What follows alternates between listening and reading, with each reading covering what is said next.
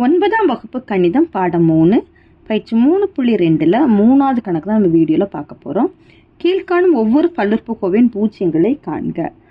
தந்திருக்கக்கூடிய பல்லுறுப்புக்கோவையோட பூஜ்ஜியம் தான் என்ன அப்படின்னு கேட்டிருக்காங்க. சரியா? அப்படின்னா நம்ம எக்ஸோட மதிப்பை கண்டுபிடிக்கணும். கண்டுபிடிச்சி இந்த பல்லுறுப்புக்கோவையில் நம்ம பிரதியிடும்போது அந்த பல்லுறுப்புக்கோவையோட மதிப்பு நம்மளுக்கு பூஜ்ஜியம் ஆகுதா அப்படின்னு பார்க்கணும். அப்படி பூஜ்ஜியம் ஆயிடுச்சு அப்படின்னா நம்மளுக்கு எக்ஸோட மதிப்பு தான் பல்லுறுப்புக்கோவையோட பூஜ்ஜியமாக இருக்கும். சரியா? இப்போ x - 3 = 0ன்னு எடுத்தோம்னா x = இந்த -3 வலது பக்கம் போகும்போது +3 மாறிடும். x = +3. இந்த 3 இந்த இடத்துல வந்து பிரதியிடும். P of 3 = 3 - 3. 3 3 கழிக்கும் போது 0 கிடைச்சிருமா? அப்போ x = 3 என்பது P of x ஓட பூஜ்ஜியம் ஆகும். x = 3 என்பது P of x இன் பூஜ்ஜியம் ஆகும்.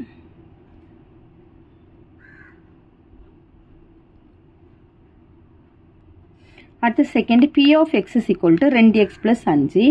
இதுலேருந்து 2x + 5 = 0. 2x = இந்த +5 வலது பக்கம் போகும்போது -5. x = -5/2. இப்போ இந்த எக்ஸோட மதிப்பு இந்த இடத்தோட பிரதியிடுறோம். P of -5/2 = 2 பெருக்கல் -5/2. அதாவது எக்ஸ்க்கு பதிலாக இந்த மதிப்பை பிரதிவிடுறோம் அந்த பல்லுறுப்புக்கோவையில். +5 2 கேன்சல் ஆயிடுச்சு அப்படின்னா -5 +5 கிடைக்கும். -5 +5 கழிக்கும் போது ஆன்சர் 0. அப்படிங்கும்போது நம்மளுக்கு x = -5/2 வந்து P of x இன் பூஜ்ஜியம் ஆகும் என்பது P of x இன் பூஜ்ஜியம் ஆகும்.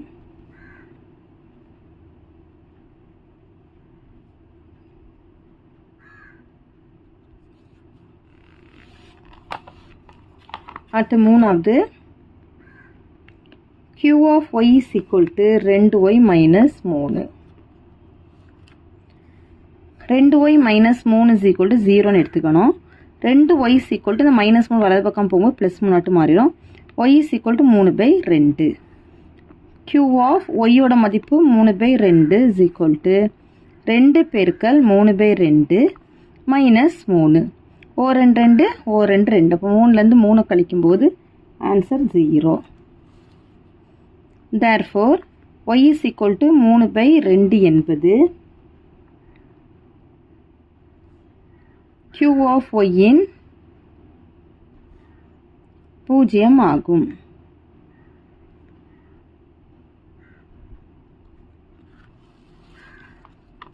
அடுத்த நாலாவது f of z = 8z. 8z = 0ன்னு போட்டோம் அப்படின்னா z = 0/8. 0/8ஓட மதிப்பு என்ன? 0. 0/8ஓட மதிப்பு என்னது? 0. f of 0 = 8 பெருக்கல் 0 = 0 கிடச்சிருமா? அப்படின்னா நம்மளுக்கு z ஓட மதிப்பு என்ன நம்மளுக்கு கண்டுபிடிச்சிருக்கோன்னா 0 தான். அப்போ 0 என்பது f of z இன் பூஜ்ஜியம் ஆகும்.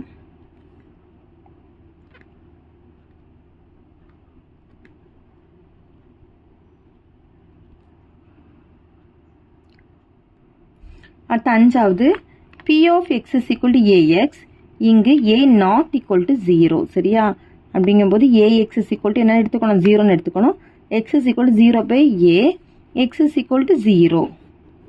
இப்போ இந்த எக்ஸோட மதிப்பு இதை பிரதியிடும். P of 0 = a பெருக்கல் 0. எந்த நம்பர் கூட 0 பெருக்கினாலும் என்ன தான் கிடைக்கும்? 0. சரியா? அப்படிங்கும்போது எக்ஸோட மதிப்பு 0 என்பது P of x இன் பூஜ்ஜியம் ஆகும்.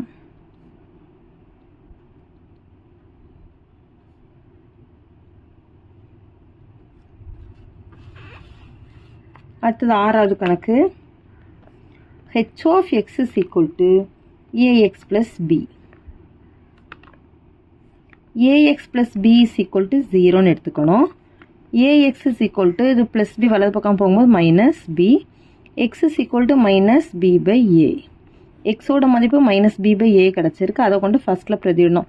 h of -b/a = a பெருக்கல் எக்ஸோட மதிப்பு -b/a + b. a கேன்சல் ஆயிடுச்சு அப்படின்னா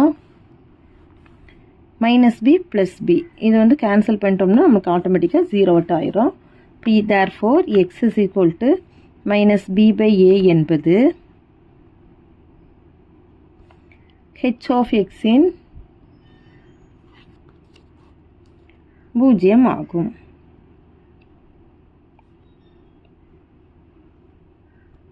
அவ்வளோதான் இந்த 3வது கணக்கு. தேங்க்யூ.